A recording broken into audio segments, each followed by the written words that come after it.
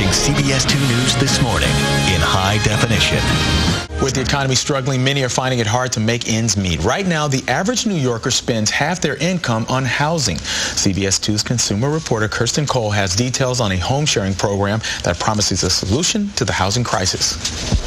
All right, James, get some dishes. 70-year-old Natalie Parisi and 49-year-old James Thompson are roommates. When I walked through the door, she said, "I've been waiting for you." And I said, "Okay, I'm here already." There's times that we have our disagreements.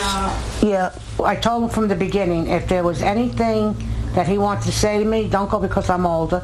Say it, let it out. Parisi and Thompson are just one unlikely pair, together now for 8 years, introduced by the New York Foundation for Senior Citizens Home Share Program. This program has been around since 1981. But they've just opened the doors to people of any age, provided one is over 60. And all it takes is a host with an extra bedroom and a guest who needs a place to live, all for the bargain basement price of anywhere from $500 to $1,000, compared to Manhattan one-bedroom rentals averaging at $2,500 a month. Whether it's someone who is moving into New York City because they recently became divorced and they are separated, an actor who is really struggling, wants to remain in the city, or whether it's a student who's coming in for a short period of time. It's like a matchmaking service for renters and landlords, except everyone is screened by a social worker, and all references are checked out, all for free. While there are no broker's fees or securities collected, guests often pitch in by doing some chores around the house or running errands. And with a traditional renter agreement, it can be very tough to evict a tenant, but these can end at any point in time. I'm Kirsten Cole, CBS 2 News. All right, joining us now is the president of the New York Senior Foundation for Senior Citizens, Linda Hoffman. Thanks for joining us this morning. Good morning, Otis. All right, this program isn't exactly new, but I'm sure in this economic climate it's extremely popular. It's extremely popular. It's the only program of its type in the city of New York and in many other cities. Now, you said this is not only good financially for seniors, but mentally for them to be paired with younger people. Absolutely. They obtain companionship, they remove feelings of isolation, and certainly they are able to make ends meet a lot better with this type of service. And what's the criteria for a good match?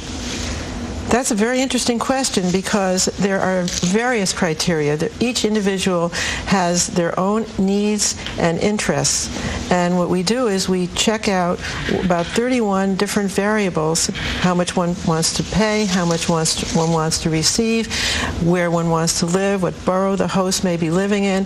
And we put them on something called Quick Match, which was just shown a few minutes ago. Okay. And the computer actually determines who has the most variables that are compatible. Sometimes it's 31 out of 31. Wow, what a match. However, our social workers put in the social work component.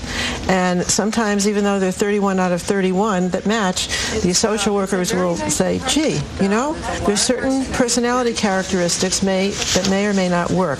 We also are very careful. We make sure that people are very carefully and comprehensively screened. We get 3 objective requirements or resources from references from people who are out there in the community, and if somebody appears to be appropriate for matching, we do a pre-home sharing match agreement to prevent anything bad from happening, and we've been very successful over the years in having very compatible and very secure matches. All right, thanks a lot. So what's the success rate so far in this program?